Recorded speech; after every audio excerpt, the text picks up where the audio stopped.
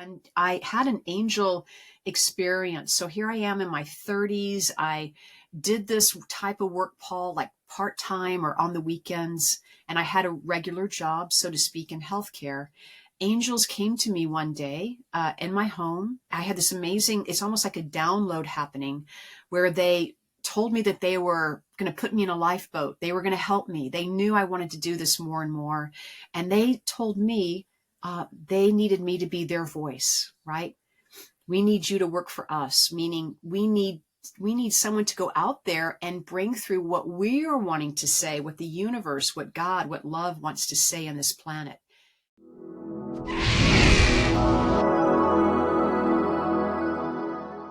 Welcome back to Spiritual Talk, everybody, and thank you for supporting our channel. If you haven't done so already, don't forget to subscribe, and any comments, please feel free, put them in the comments below. We love your feedback. Anyway, guys, on with today's show. Our guest, as I said, is the lovely Cheryl Murphy. Cheryl, welcome to Spiritual Talk. Hi, Paul. Thank you for having me. Absolute privilege, and thank you for giving up your precious time to be here today. Now, I believe you come from quite a spiritual family, and we always ask on Spiritual Talk a little bit about your background, where you come from. How did you know you was a medium and that kind of thing?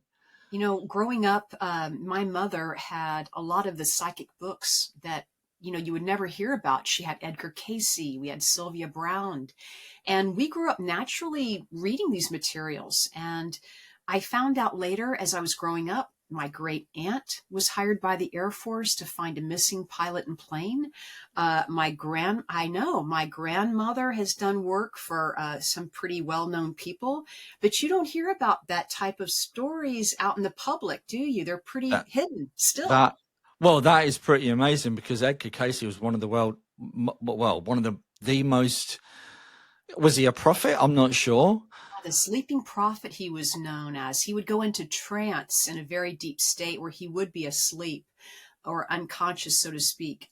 But he gave healings to many people. He gave readings. He did that, and it was documented. That's what's so special about Edgar Cayce, is it's scientifically documented, the work he did. Am I right in saying he did the first Akashic record readings? I believe you're right there. Yeah. I believe you're right. I remember that.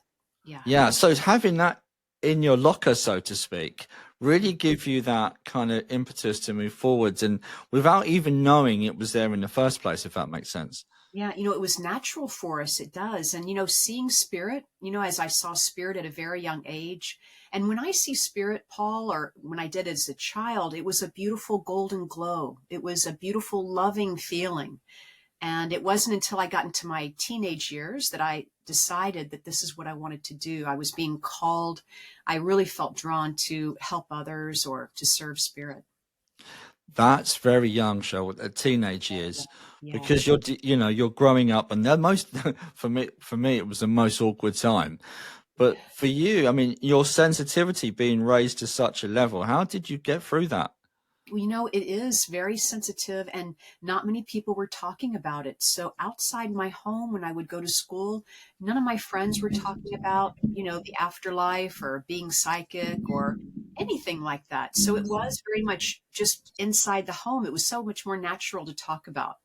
And it really, when I got into my 20s, I wanted to study like transpersonal psychology, paranormal, metaphysics, so to speak. So it's quite fascinating, this field.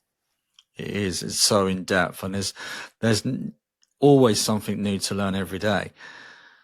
Every day. And I had an angel experience. So here I am in my 30s. I did this type of work, Paul, like part-time or on the weekends. And I had a regular job, so to speak, in healthcare.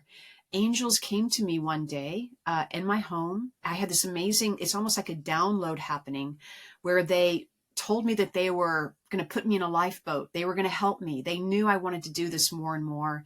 And they told me they needed me to be their voice, right? We need you to work for us, meaning we need someone to go out there and bring through what we're wanting to say, what the universe, what God, what love wants to say on this planet. And really right away, Paul, it was this amazing, it's like that beautiful white light they talk about, but it was a beautiful glow, and I felt these wonderful beings, this presence. And ever since then, my whole life has really changed. The business started right away. I was able to do this during the day, which is truly a blessing to help me get through and really help as many people. I always ask, the spirit world, the universe, let me help whoever I can. Let me help someone get to their next step on this spiritual journey. And okay, so Yeah. many questions of Oh, what you've just said.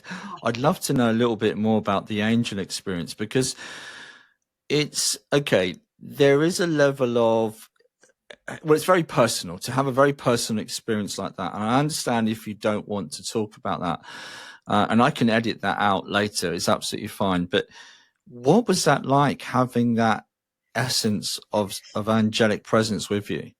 Well, I'll just begin by saying it happened in the middle of daylight. I was in my living room. I felt this beautiful warm breeze come through my home. I had no doors, windows open. I felt them pick me up by my t-shirt. So I literally felt lifted off the ground and Wow. put into a lifeboat. It's as if they said, they tapped me on the shoulder and said, "Excuse me, but we need you to help us. We're coming to ask you, will you do this?"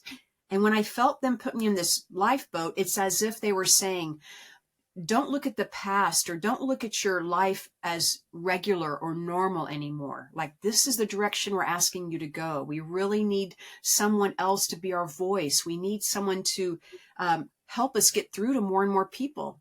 So that's really an amazing experience. After they left, or after that experience left, once again, this warm breeze flowed back through my home. And I was actually standing still for quite some times. I was I was frozen, so to speak. I was like, Yeah. what just happened? It took you a little while to absorb that even. Yeah. Yeah. The experiences I've had with, when I've been touched by spirit, it is a profound experience of love that Mhm. is nothing you'll ever experience. But for yourself then, was that a start of a journey on developing yourself in a different way?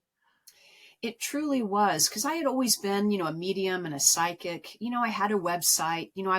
I was working that way, doing this on the side, so to speak. Yeah. Maybe as a hobby, always wanting to do it full time, but that changed the whole trajectory of my life. Like, it really put me front and center in the mediumship world, in the intuitive world, to where, structure was important, running my readings with, even doing group readings became something new to me, or doing public demonstrations. It was about how can I reach the most people, right, with the work that I do. Yeah. Yeah. And would you say though, the ancestral line, that there is something in that which, I mean, I interviewed Robert Schwartz recently, and we choose our parents. And do you think you chose your family because of that ancestral connection that they have?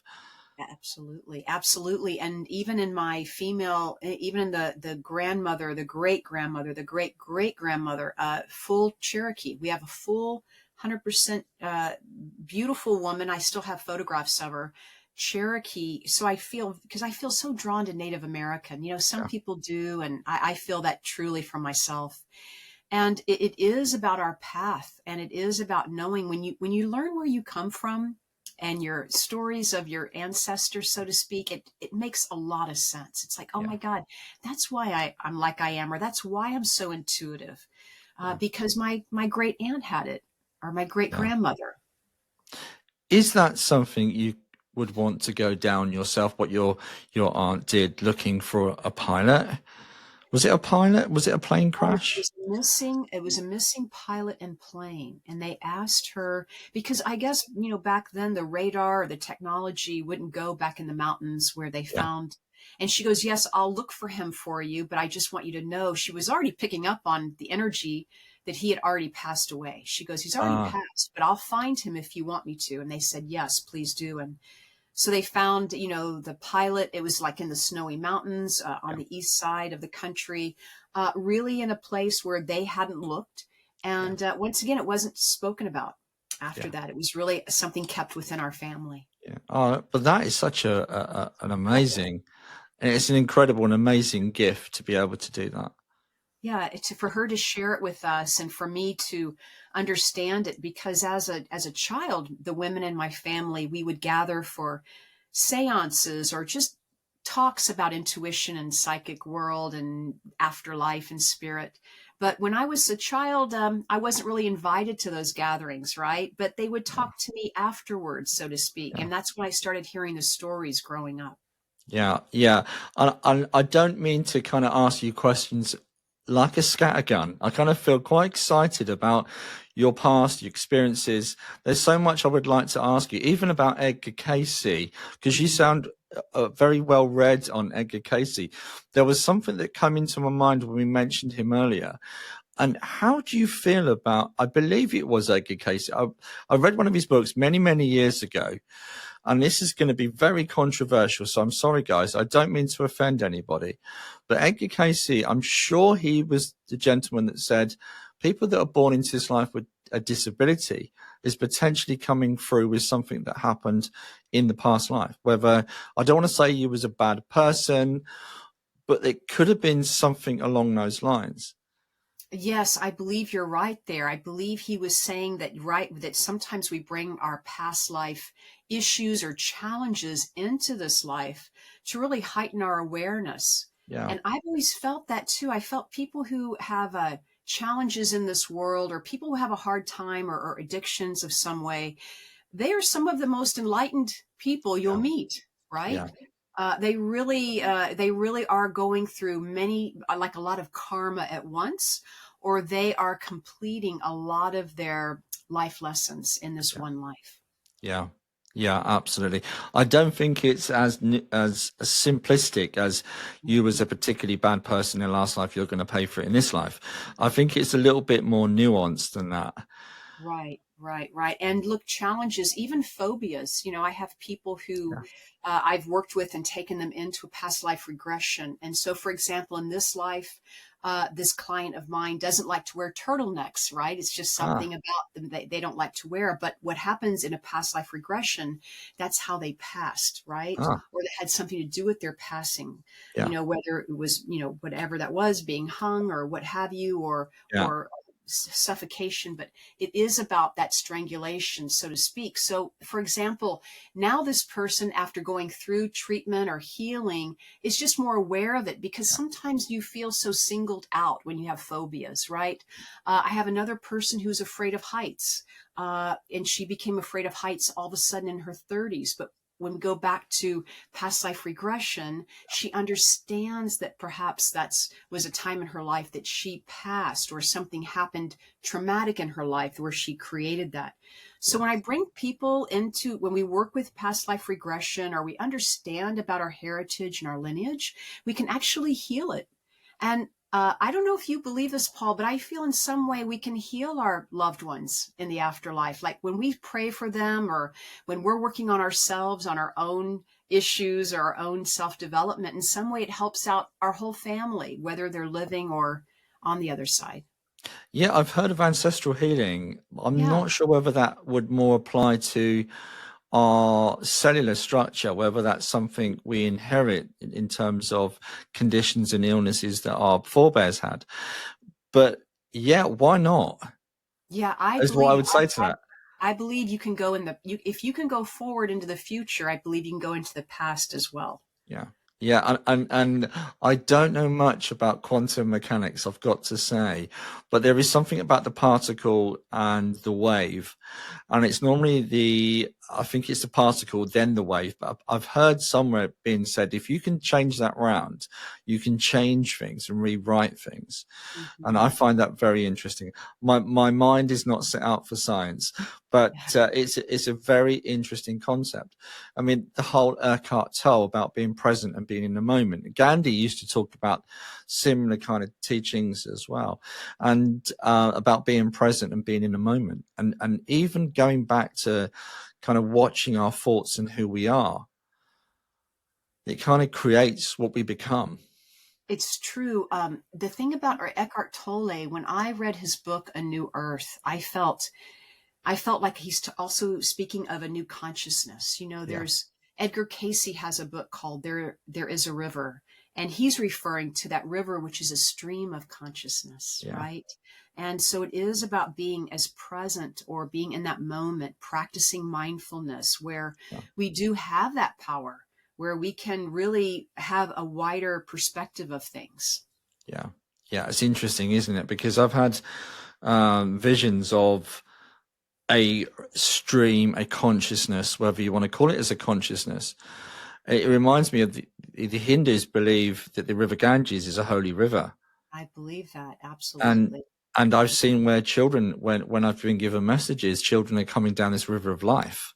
Oh, so the whole concept, the stream of consciousness, there's so much though that we just don't understand, because we are so kind of wrapped up in our human constructs. It can limit our I don't want to say awareness, but it can limit our understanding, for want of a better word, which brings me on now to something a little bit different. But so I'm based here in the UK, Cheryl, and you're in the US. And I believe our paths into mediumship are going to be slightly different. How does your early years compare? I mean, obviously having a wonderful family where you had this awareness and are very psychic people and very aware, you had that kind of step up.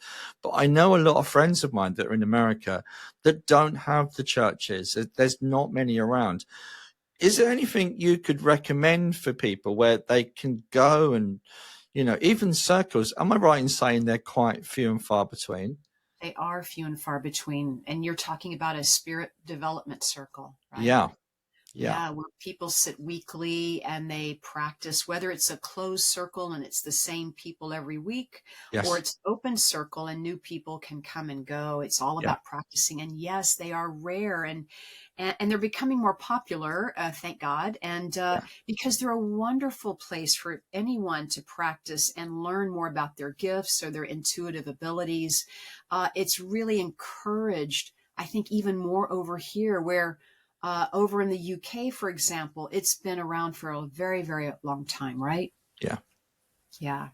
So, very rare over there. So how does one develop? Is there any advice you can give to, people that are trying? I know there's a college obviously in the UK, but that's quite an expensive thing to do, to fly to Stansted, and have the tutorial, and you make it for a week or a weekend. Is there anything people can do whilst where they are in their local area? Mm-hmm. I always suggest, and look, if you want to start your own development circle after, that's what happens is some of my students will go start their own development circle. So that's wonderful how people are participating and helping one another. Yes. Growing up, when I grew up learning or developing my gifts or my abilities, there wasn't a whole lot in the United States to learn where to go. And that's why going to England was so important. But yes, what I have to offer to people, and three things I'd love to encourage them to at least start with is, number one, meditation. Meditation, it's all about quieting the mind, or, listening to your heart. It's always about feeling the presence of spirit, or even feeling your own energy, right? So I know that meditation is super important. And fortunately, with Zoom and people being online now and other formats, we are learning a lot more online and with good teachers out there. So, thank you to all the great teachers that are out there, you included, definitely. But it is about also asking questions and talking to friends, or going with your gut instinct and then seeing if you're right. A lot of us in the US, I think a big thing that we're all working on is trusting the information that you're getting. Yes. And it is about trusting your intuition, and simple things you can start with, like guessing the grocery bill or guessing the electric bill, utility bill when it comes through, or if the phone rings, who is it, right? These are things that we find are natural, being the intuitives that we are. But for some people, those are great ways to exercise or to practice that intuitive muscle. Yeah, and absolutely. I mean, I use memory cards. Oh, do you? I do. So sorry guys, my little secret coming out. I use 2 packs of these, not one, but I use 2 packs. And so I'm kind of memorizing, so trying to connect Fantastic. with, and of course they might come out, you just saw there, two in one. So, you know, it does catch you out, but it's good because it's really testing you. And I found I can sense the color, and sometimes I can look through the card and sense the shape. But again, intuition, I'm told, is the basis of all mediumship.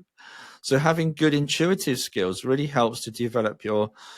So I'd 100% agree with you that we need to do that. But we're quite lucky over here. But then are we? Because then in some respects we have so many circles and so many places to go. It can be a minefield as to what's the right information. And because we're so unique, I Mhm. don't know how you feel about this, Cheryl. We need to find what's right for us. Yeah, we really do. You know, the spirit circles that I've belonged to, I've had to really go with my intuition on, because I too have found a couple. It's like you just have to go where you're drawn. Had to try out a few or a couple of them before I really found the one that I Yeah, felt like it was a home, where I felt like I belonged, where yeah, I felt like my abilities could really be challenged or opened up or supported. yeah. Yeah, Yeah. absolutely, absolutely. But I want to talk a little bit about in terms of, do you think the mediumship per se is different? Do you think the mediums are different in America to compared to English mediums? Yeah, well, I know there are some belief systems that are different, you know, with the UK or the British and the American. You know, I know a lot of mediums. I know that the goal of mediumship is really to show or to prove the Yeah, survival of consciousness, right? So we really have to stay with the spirit communicator when we're doing our mediumship readings. But other times, guides may come in, or animals, right? Where, you know, where I think Americans might bring through an animal that passed over. yeah. Where I believe in, if I'm right, you'll let me know. But in the UK or across the pond, so to speak, it's a little more not so much, if that's right. Um, it used to be, but it's Yes. becoming more acceptable, and Oh, I personally think it's a wonderful thing. yeah. Because in my own messages, I sometimes will see a dog that comes in with the owner, you know, or even a horse. You know, I've seen animals. So to me, it coexists. To some people, I know some tutors, they would say, no, no, no, no. But in my awareness, it's just my awareness, I'm aware of that. So, and I know, I do a lot of audience demonstrations where live, and sometimes you can get a better reception when you bring through the dog than the Oh. husband. You know, oh, you can tell him to go away, but they go, oh, my dog. You know, they're really happy to hear from the dog.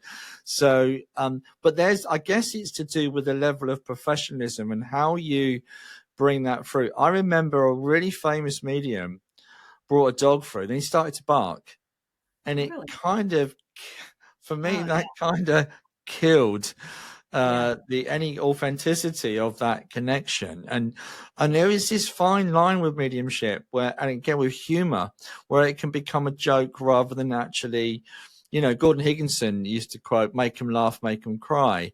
But there's always a fine line with that. Very much so. You have to do everything with respect and with Yeah, ethics and discernment. yeah, Absolutely. I yeah.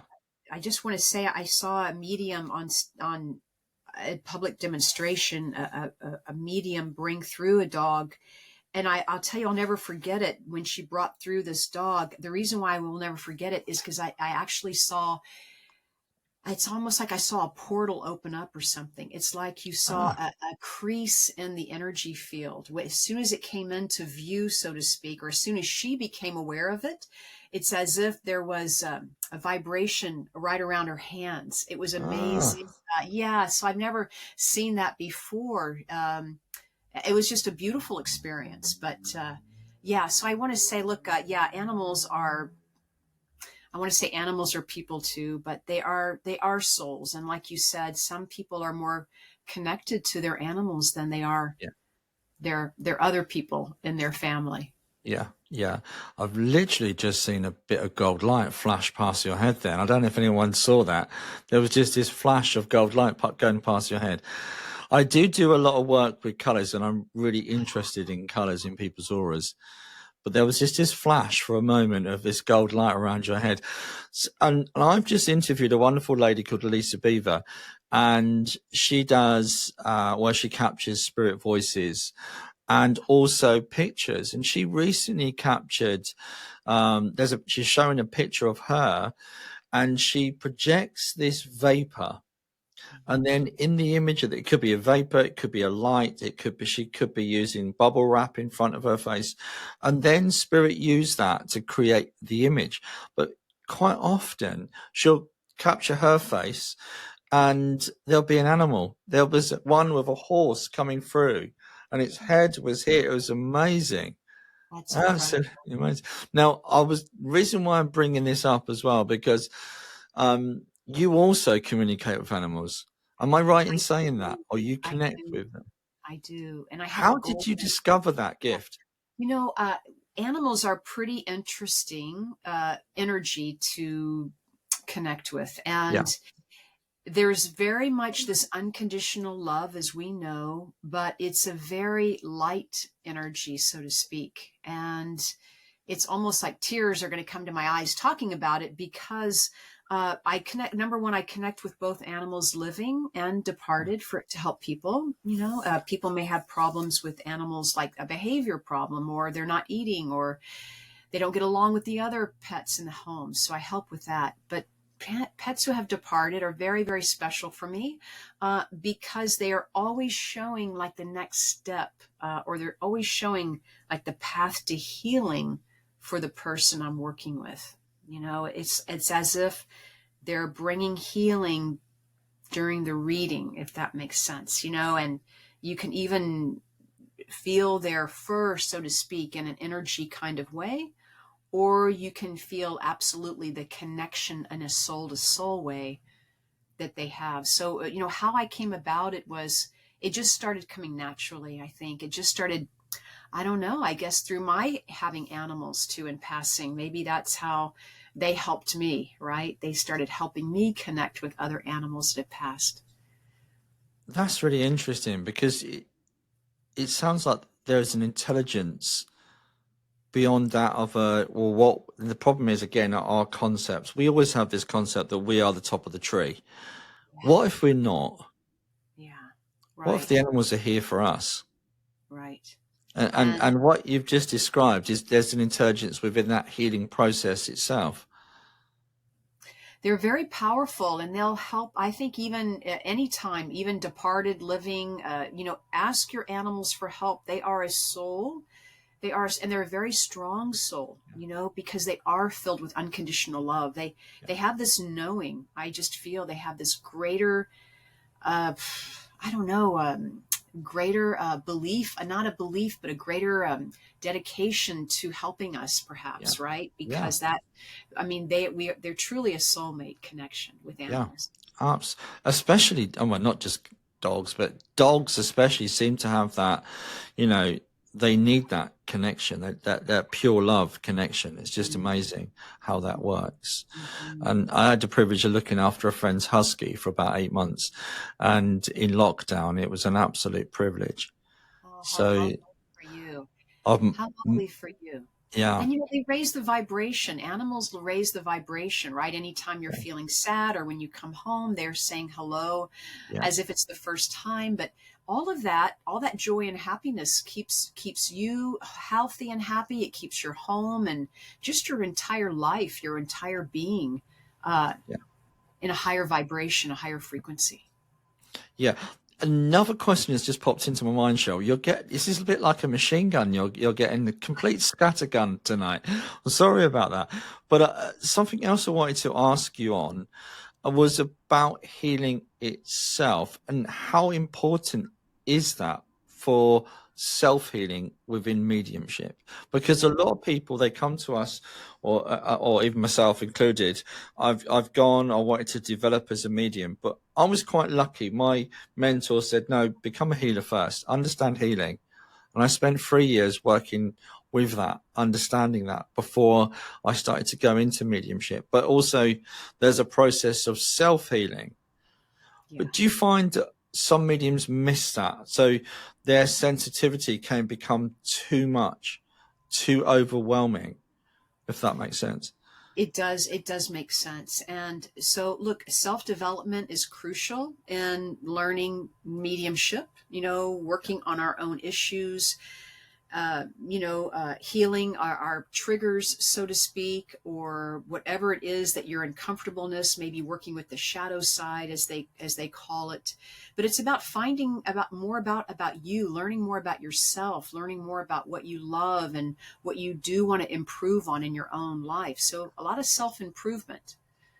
Having said that, yes, learning about healing, I can imagine, is so much more important at this moment, because you're learning about energy fields. You're learning about how fragile we are. We are such fragile human beings, even though we may walk around in a suit of armor, so to speak, but we are extremely fragile. We have the exact amount of energy that we should have, not too much, not too little.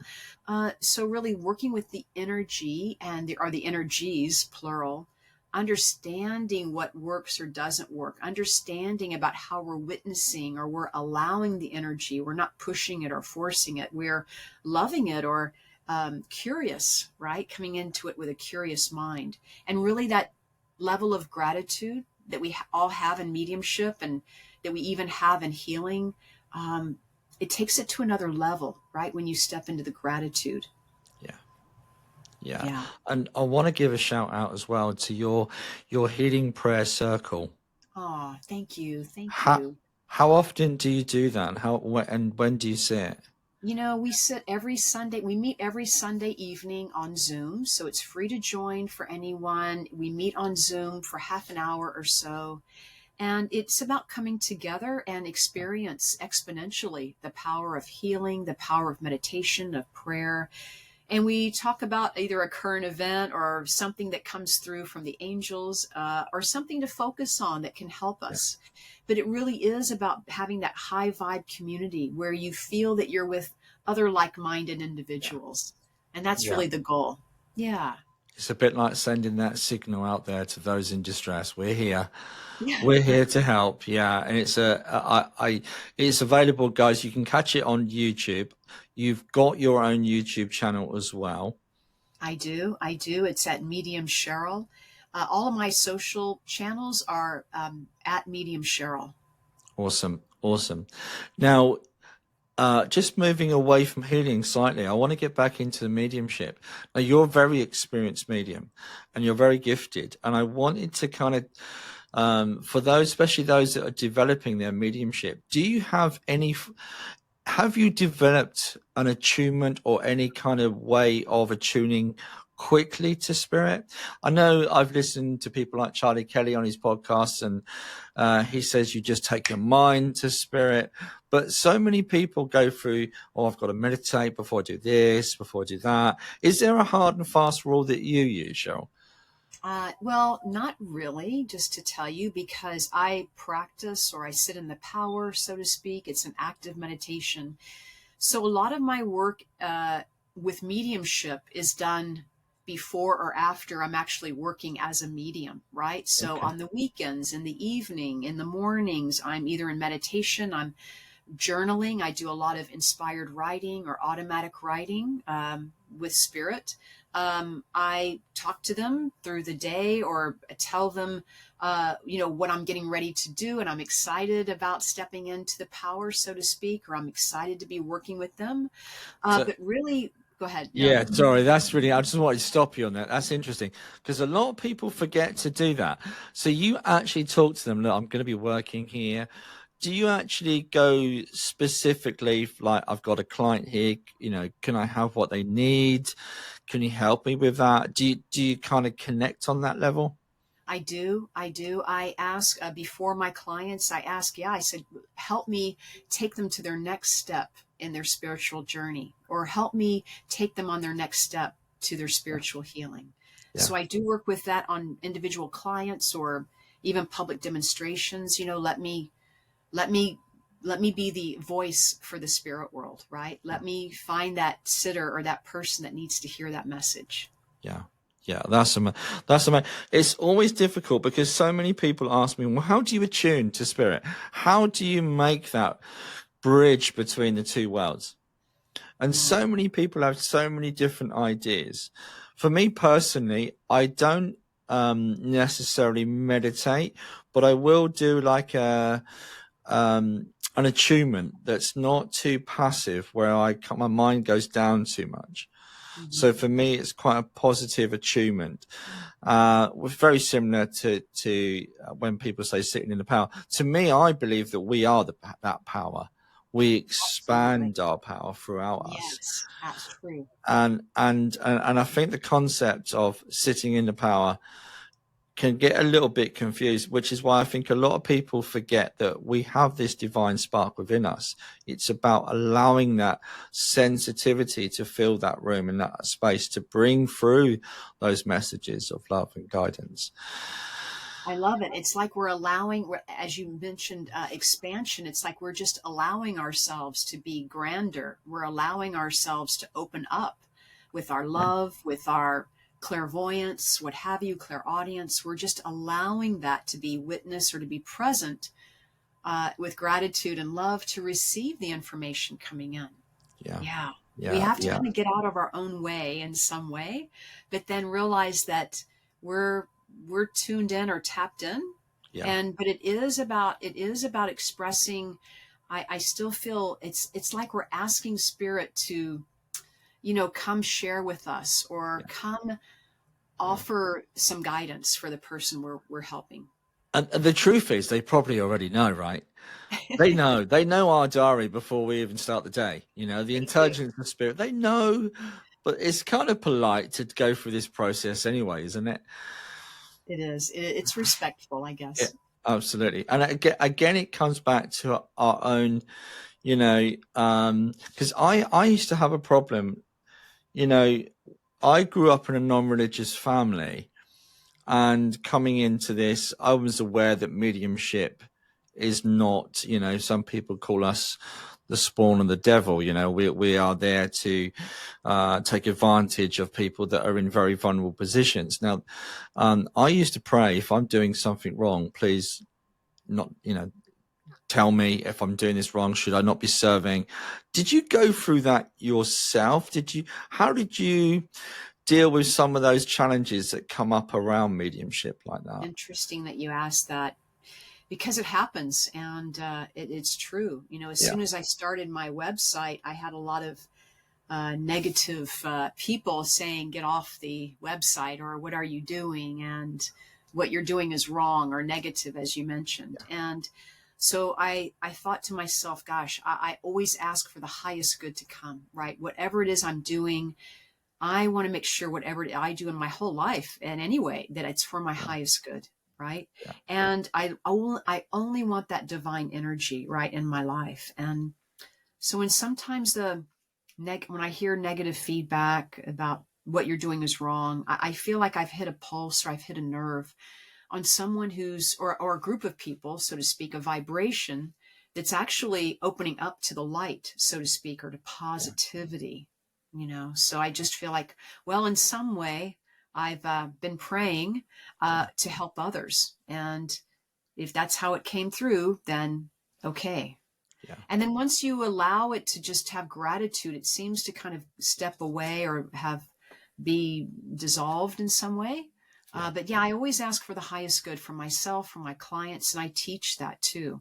We want to make sure that we're asking for, divine light. We want, like you mentioned, the power. We want the highest level of awareness that we can tap into. Yeah. It's interesting, isn't it?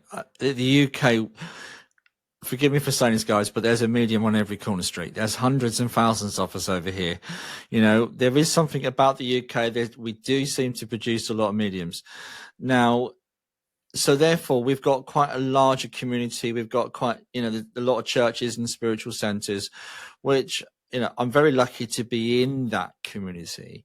But for you guys, you don't have that. And I know things are changing, Cheryl, but They are. the US seems to be playing a little bit of catch up in terms of people awakening to such ideas. It's still very kind of woo woo. Yeah. Oh, yeah, it is. I mean, there's still parts of our country that are very much never heard of this, never Yeah. heard the terminology, very new to a lot of people in mainstream America. Yeah. And there's not many spiritualist union or Yeah. churches around that are, I mean, I have to drive, 100 miles, so to speak, to go Really? to the nearest spiritualist church, where for you, it could be just a few miles, I It's about believe. 5 miles that way. I Yeah. must think. 5 miles that way. There's a few in Lowestoft. There's a few in Yarmouth. There's Helmsby, Case, no, Sheringham. So we are Durham. We are surrounded by them. Is there one in Dis? I'm not sure, guys. Obviously, there's one near Dis. So there's quite a few around here. So I'm very lucky that we have that. Yeah, so right. So look, just finding a community in some way is rare. I Yeah, happen to be in Southern California, and I feel blessed to be here because there's a larger community here.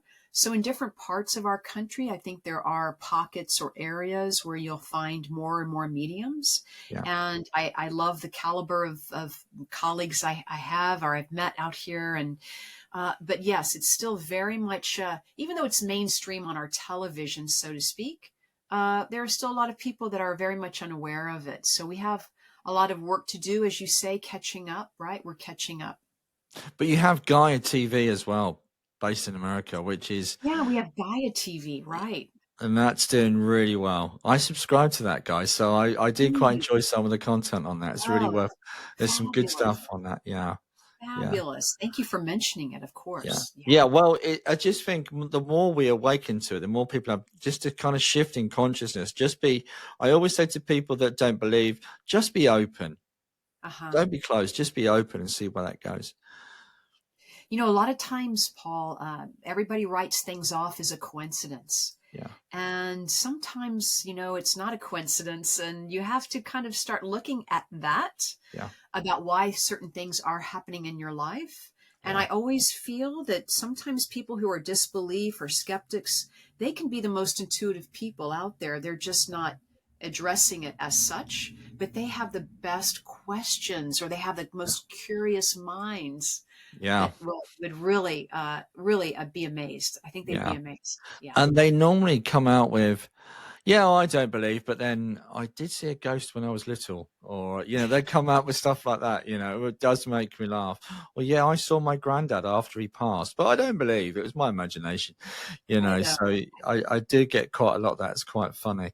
But while we're talking about mediumship, I wanted to kind of move the conversation along to guides.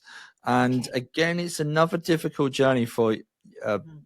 people starting out connecting with guides and understanding what is guides and what is our own minds and imagination. How did you connect to your guides? I love this question because so many people, are searching. And I want to say I connected to my guides. Some of them have come to me in my meditations. Some of them I have been introduced to through other guides, so to Yeah, speak. yeah, Some of them have come to me just as clear as day, and I know that they were a guide because then I would get validation for it later on, either the next day, what have you. And that's why I want to tell people is our spirit guides, they're here for a reason, a season, a lifetime. Like we come into this world knowing some of our guides, and some of them we meet while we're here, yeah, or we're more aware of them. For example, this guide I have named Betsy, I just met her for 4 years ago, let's just call it.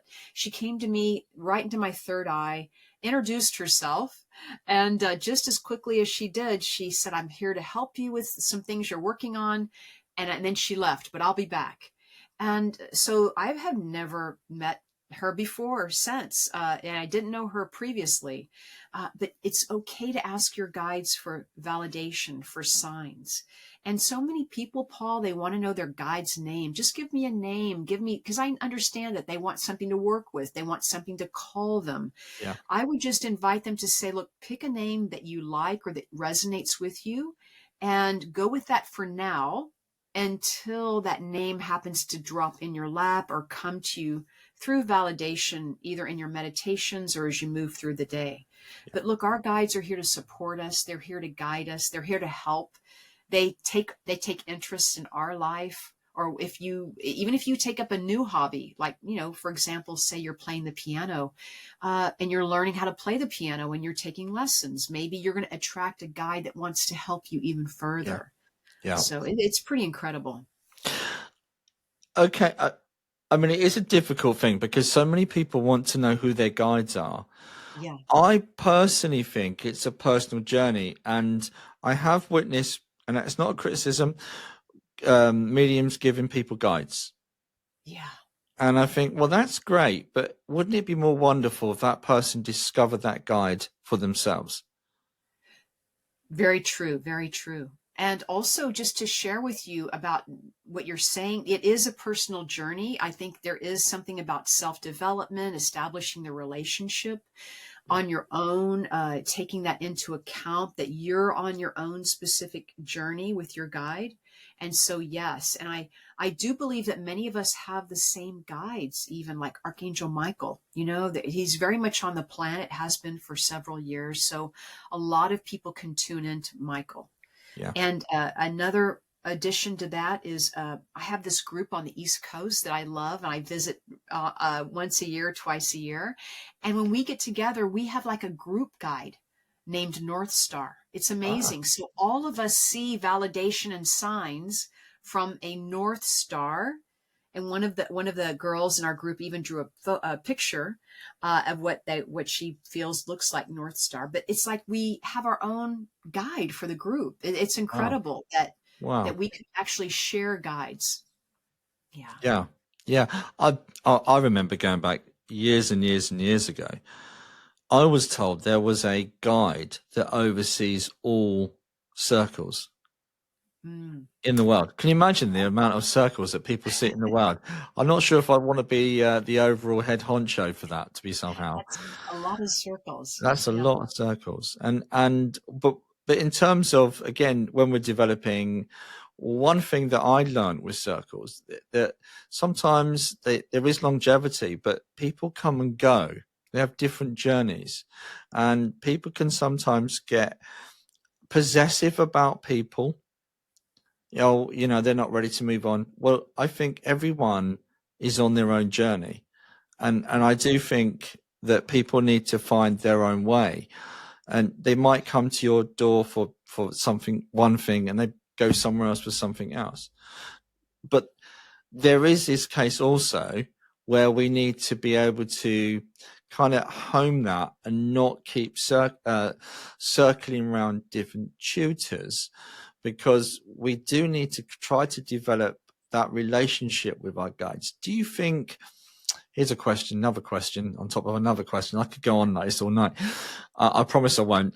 But do you think that we should spend more time, rather than going from tutor to tutor or course to course, we should spend more time sitting with the guides, encouraging that attunement, encouraging that connection? Tutors are wonderful and they teach us so much, and it's great to have a variety or a few different teachers to learn things. Yeah. I do believe there comes a point where we're ready to take off the training wheels, so to speak, or we're ready to kind of find out for ourselves the answer. Like, what is it that I believe, or what is it that I want to tune into today, or how do I work differently? And what does it feel like to me to develop my own way of connecting, so to speak? So yeah, absolutely. I believe that the spirit world is our teacher, or they're our main teacher, right? I believe that tutors are absolutely to learn about basics, or to learn about how to cultivate, or to deepen, right? Deepen the evidence, or deepen your path, give you some suggestions. But Yeah. eventually, right, eventually we are on our own teaching journey, self-taught, right? But it's so difficult because if you're not there and if you're not connecting with your guides, a lot of people think it's maybe an easier way out to go and do this course. This will give me this. I'll be able to do this. When actually it is a case of just stilling the mind. Right. And I would hope all the teachers that are also sharing that information as well. I hope, because I do a lot of, even the few of the teachers that I've been to myself, would always encourage it. Really, at the end of the day, it's between you and, calming your mind, or having your own relationship with your guides, with your own spirit team. Get to know them, Yeah. and really start establishing that self power, so to speak, or learn to broaden your own intuition and your own abilities that way. Absolutely. Absolutely. But one thing I was going to ask you, Cheryl, was, and I think I have kind of forewarned you with this question. Is there something you'd like to change within our community that, or not talking about within our community at this moment in time, that we should be? Yeah, well, I mean, sometimes it can be competitive, or, I mean, there could be, like you said, a power struggle, or the ego Yeah. steps in, where I think what I'd like to see happen for all of us is really that gift of, non-judgment, right? Yeah. Of learning the compassion, of learning that we all are on our own journey. And, as you mentioned, letting the ego um, letting the ego decide for us, about better or worse, or even traveling across the pond to study versus here. I mean, there are many wonderful, and even psychics. There are many wonderful psychics out there that they're not mediums, so to speak, but they're fabulous in what we do, and we want to honor that as well. Yeah. Mediumship, I think the more we support each other, the more we can grow together. So I'd love to see that unity. I'd love to see us more, I'd love to see more of maybe a team aspect, or at least more of I love the diversification, but I would love the support and the Yeah. diversification. How's that? Yeah, Yeah. that would be wonderful. Absolutely. High five to that, by the way, all the way over from the UK. High five. And because and it gets caught up. We find a lot of it within the community over here. The ego gets in the way, but then that comes down to the development of the person and healing self. And we talk about guides, and I recently had a bit of an inspiration a couple of years ago about, I spent a lot of time trying to communicate with guides, going on courses. And I was lucky enough, within about 6 months, this is going to sound going to make people laugh now. I'm probably going to lose all credibility now. But an exercise that I tried, one of the easiest ways to connect with your guides is through your sleep. When you're asleep, the ego is down. And a gentleman that I was working with then said, try writing to them. Put a letter under your pillow. Offer yourself a service and see what happens. And when you connect with your guides in your sleep, you'll know you've had a guide dream, because you'll feel that within in the morning. You'll feel that in your heart. You'll just feel that, sense that. And it was true. But I think my ex-wife thought I was having an affair because I kept writing to them and put it under my pillow. She wasn't very happy, but it worked. It worked for me. But I think the crucial thing is offering yourself a service. And And really, yeah. sorry, And Cheryl, go on. wanting to build a relationship with them, a Yeah, friendship or a companionship, or understand that they're here to help us. I think sometimes when people feel so alone, or they feel very lonely in this world, I feel that maybe they're missing out on the sense of the spirit world is here to help them, whether it's their departed loved ones can be their guides even, right? yeah. So I know my dad, for example, is a guide for me, and I feel him often. I feel him when I'm doing my work as a medium. I ask him for help. So really, don't miss out on that opportunity. Yeah. You know, of even your pets being a guide for you, going back Yeah. to pets. Yeah. Yeah, that's wonderful. I have my own father comes in quite a lot and helps me with mediumship. And though he wasn't a particularly, he didn't particularly believe or was more fearful, although he did have a near-death experience, which changed him. He passed a few years afterwards, but it did. He actually bought me a book on mediumship. It was his way of saying, you know, maybe there's something in this. So it was quite interesting, his own experience on that journey. But one of the things I was going to mention, that I had a bit of an epiphany where I kind of realized that we tend to worship our guides for that connection, and we spend a lot of energy, but actually, have we got it wrong? Because if we're offering ourselves to service, who are we offering ourselves to service to? The divine.